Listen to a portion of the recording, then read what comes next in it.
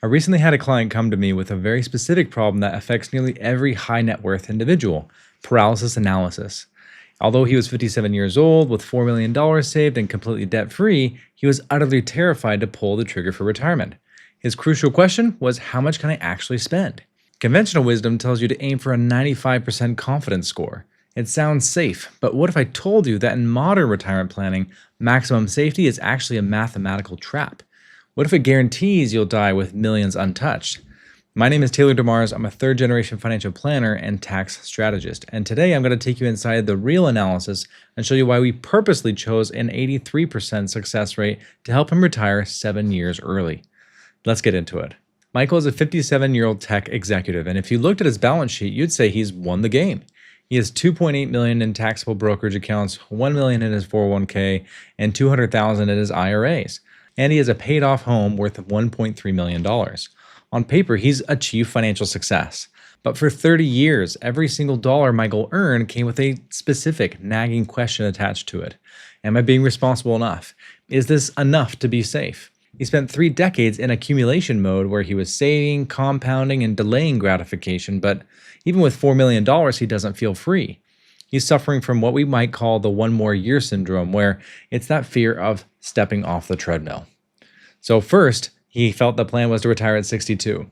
Then when the market dipped a few years ago, he pushed it out to 63. Now he's convinced himself he might as well make it to 65 because that's the responsible choice when Medicare kicks in. Meanwhile, his wife is already much younger than him and already retired, showing him travel brochures and asking when they'll finally take that extended trip through Europe they've talked about for decades. And Michael's answer is always the same: soon, once I know we're truly set. But here's the reality that Michael was missing. While he was busy protecting his financial capital, he was aggressively depleting his life capital. Every year he delays is another year of 60-hour work weeks, another year of high stress impacting his health. He's actually watching his parents in their late 80s struggle with mobility issues, and he knows that his window for active retirement isn't infinite. Now, he knows he probably has enough money, but knowing you have enough money and having the confidence to spend are two completely different things. And frankly, the financial industry has failed people like Michael. It's trained us to value the wrong metric. If you go to a typical advisor, they're going to take your portfolio and run likely a Monte Carlo simulation. And if you aren't familiar, this is a stress test. It runs your portfolio through 10,000 market scenarios: Great Depressions, high inflation, stagnant growth, and great bull markets. And then the advisor looks at the results and proudly hands you a plan with a 95 or 99% probability of success. And they'll high five you saying, "You're safe." But the truth is that no one tells you about that 95% number is it does not mean your retirement succeeds, it means your money succeeds. And they're not the same thing. To achieve a 95% certainty that you'll never run out of money, even in the worst economic disaster imaginable, the math requires you to spend significantly less than you can actually afford. It forces you to live as if the Great Depression is just around the corner. If your portfolio survives until you're 100, but you spent your 60s sitting behind a desk because you were afraid to buy the plane ticket, that's not a successful retirement. That's financial hoarding disguised as caution. Which brings up another major issue with how Michael was approaching this. Every online retirement calculator he tried worked the same way. You input your assets and then it asks for a single input. How much do you want to spend per month? Michael would guess, typing in a round arbitrary number like $15,000. And then the calculator would turn red or green. But that number, 15 grand, is completely arbitrary. It's a guess at best, assuming that his life at age 58 is going to cost exactly the same at 85, just adjusted for inflation. But that's not how human lives work. And retirement is not a flat line. It's a series of transitions. So here's what we did differently. We stopped asking, how much can I spend, and started asking, what am I buying? Now, if you feel like you're in a similar situation to Michael, where you have substantial money saved up, but you aren't sure how your spending capabilities line up, click the link in the description and book a call with me, and I'll give you personalized advice for your situation. So for Michael, we utilize a process we call the intentional spending design. Instead of using an arbitrary number, we built his life from the bottom up, block by block. First, we looked at base living expenses, the daily stuff: groceries, eating out, property taxes, insurance, and gas. And for Michael, that came out to around 120 grand a year. That's just the baseline to keep the lights on and the fridge full. And then we tackled the monster in the closet, the healthcare gap. This was the one number keeping Michael at his job. He was terrified about the 8-year gap between retiring at 57 and hitting Medicare at age 65. He heard horror stories of premiums costing several $1,000s a month.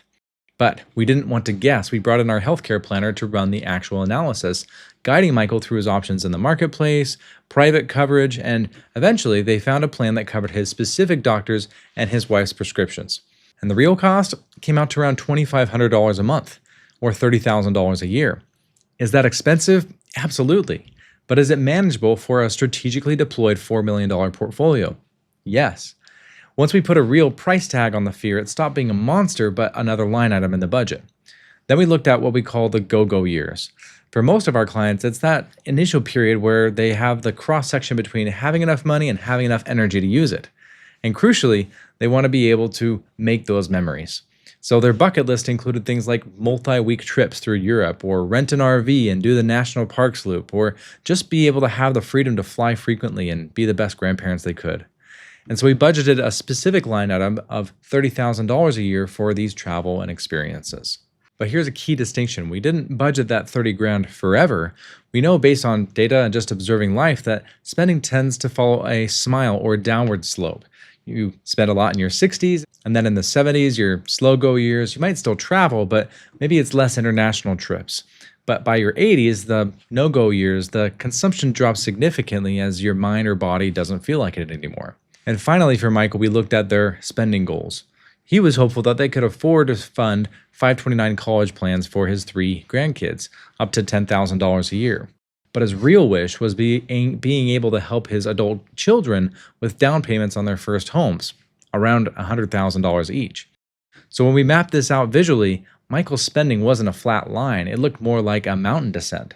From 58 to 65, his spending was high, around 190 grand a year. He's paying for private health insurance, traveling the world, and funding those 529 and house goals. But then when he hits age 65, Medicare kicks in, that 30 grand annual bill drops dramatically, and then around 70 or 75, the travel budget naturally tapers off, and his required spending drops to around $145,000. Think of it like this. Imagine you're driving a car through the mountains.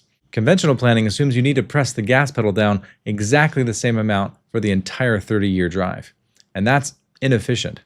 In reality, you do need a lot of gas, a lot of money to get up that steep hill of your retirement go-go years, but once you crest that hill, you can more or less coast. You don't need the same fuel in your 80s like you did in your 60s. By accurately modeling this terrain, we realized Michael didn't need to hoard cash to spend at age 90 like he would for a trip he wanted to take at age 60. Now, this brings us to the most controversial part of the plan, the success rate. I took this ambitious front-loaded spending plan of $190,000 a year plus big lump sum gifts, and we plugged it into Right Capital, our financial planning software. We ran the Monte Carlo 10,000 analysis situation and optimized the plan with a bit more strategy. Ultimately, the plan came back with an 83% probability of success. When Michael saw that number, he panicked. Only 82%? Taylor, that sounds pretty risky. Shouldn't we aim for 95 or at least 100%? And this is the moment where everything changed. I pulled up the comparison to show him exactly what a 95% success rate would cost him. To get that safe 95% number, Michael would have to make some sacrifices, like working until 65, or maybe retiring now, but cutting his travel budget in half, not helping with their posterity's financial goals. But at 83% success, he could retire now. He could fund every single trip and write checks for the kids' homes and their grandkids' college expenses when they actually could use it the most. And here's the reframe that is critical to understand. When a simulation shows an 18% failure rate, it doesn't mean that there's an 18% chance Michael ends up destitute and living under a bridge. It simply means that there's an 18% chance that at some point in the next 30, 40 years, the markets might behave so poorly that we have to make a mid-course correction. Think of it like a pilot flying a plane from New York to London. If the pilot sees a storm ahead, they don't turn around the plane and land it. They don't crash, they adjust their altitude, they go around the turbulence. And as the financial thought leader Morgan Housel says, planning is important, but the most important part of every plan is to plan on the plan, not going according to the plan. So in the worst case scenario, we wait a few more years to replace the cars. Maybe we skip the big international trip next year. Or perhaps we delay the gift for the second children's house. Or just simply tighten our belt by $1,000 a month. Importantly, you retain flexibility, you have agency and time on your side. You're not a passenger strapped to a roller coaster with no control, you are the driver. The risk of aiming for that 95% score is that your money won't last. It's the risk that your life won't last long enough to enjoy that money. You aren't deciding between being safe and reckless, it's between two types of regret. The first, having to adjust your spending slightly in your 70s because the market or a bad turn. Or regret number two is having reached age 85 and sitting on a pile of $5 million, realizing you missed your window of health. The hiking trips, the family reunions, the chance to see your money give joy to people you truly love. And if you're watching this, and maybe you know someone, a spouse, friend, or colleague that's paralyzed by the same fear, someone who has the means to retire but just can't give themselves permission to let go, I invite you to share this video with them. Sometimes we just need a neutral third party to give us permission to actually live. Now, there's one more layer to this plan that we haven't touched on, and it's where the technical experience really matters. Taxes. Remember, Michael has $2.8 million in taxable accounts and $1 million in pre-tax 401ks. And if we just spent that money randomly, we could get hit with a massive tax bill. But because he's retiring at 57, we have a unique window of opportunity. His income from his high-paying job is going to zero, which means for the next several years until Social Security and then requirement of distributions kick in, he's in a remarkably low tax bracket. So we're not just spending his money, we're executing a strategy, living off the taxable brokerage account and selling stocks where he pays capital gains tax at much more favorable rates than income tax. And simultaneously, we're aggressively converting his 401k money into his Roth IRA, filling up the 12 and sometimes 22% brackets every single year. Why? Because if we pay a little bit of tax now, at the known rates, we are permanently shielding that growth from taxes in the future. We projected that this strategy alone will save Michael and his heirs hundreds of thousands of dollars in lifetime taxes, dollars that stay in his pocket rather than going to the IRS. And it's not about spending, it's about efficiency.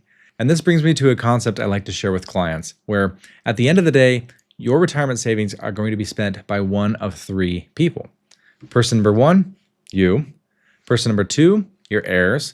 And number three, the government. I've seen it happen firsthand where clients who were obsessed with the 100% success rate, they spent their 60s and 70s being overly conservative, pinching pennies. And then they died with 3, 4, 5+ million in their accounts. And now their children inherit that wealth. But the catch is, under the new Secure Act rules, if your children inherit a pre-tax account, they have to drain it within 10 years. And they have to pay income tax on every dollar that comes out. And usually, your kids are inheriting this money during their own peak earning years.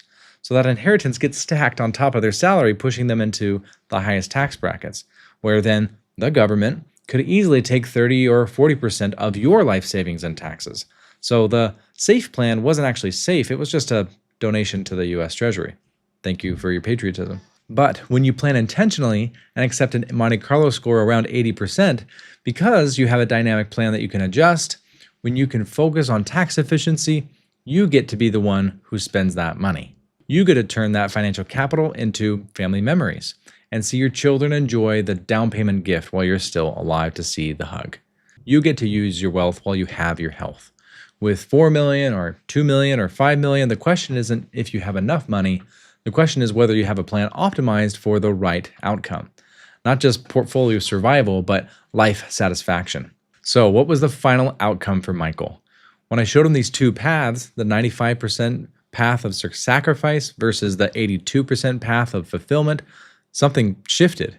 He stopped asking defensive questions and started looking at the downside, asking when questions, such as, could I really retire next year at 58? Could we really book that Italy trip for next fall? I guess I could write that check for Sarah when she finds the right house. And the plan didn't just give him numbers, it gave him permission. Permission to deploy his wealth intentionally, permission to optimize for his life, and permission to stop preparing for retirement and actually start living it. And here's what we built. A plan that allowed him to retire at 58, 7 years earlier than his SAFE plan. And his core spending was around $190,000 annually in his 60s, tapering down in his 70s and beyond. His legacy goals were fully funded, and yes, his Monte Carlo score was 82%. And he isn't retiring because he finally hit a magic number on a spreadsheet or he just came up in the middle of the night. He's retiring because he has the clarity, understanding that wealth is a tool, not a trophy, and that clarity transformed from maybe someday becomes let's do this. And the difference I see with clients between dying and millions unspent and living fully throughout retirement isn't more wealth, it's just better planning, understanding the interplay between your financial capital and your life capital. So if you feel like you're in a similar situation to Michael with substantial savings, but you aren't sure if you can afford to step away, or maybe you're just tired of cookie cutter advice that keeps telling you to keep saving until it hurts, we should talk. We help families design intentional retirement spending plans, ones that break down your actual life goals rather than just plugging in arbitrary figures into a calculator. Let's build a plan for your retirement window. Click the link in the description to book a call with me. Thanks for watching, and I'll see you in the next one.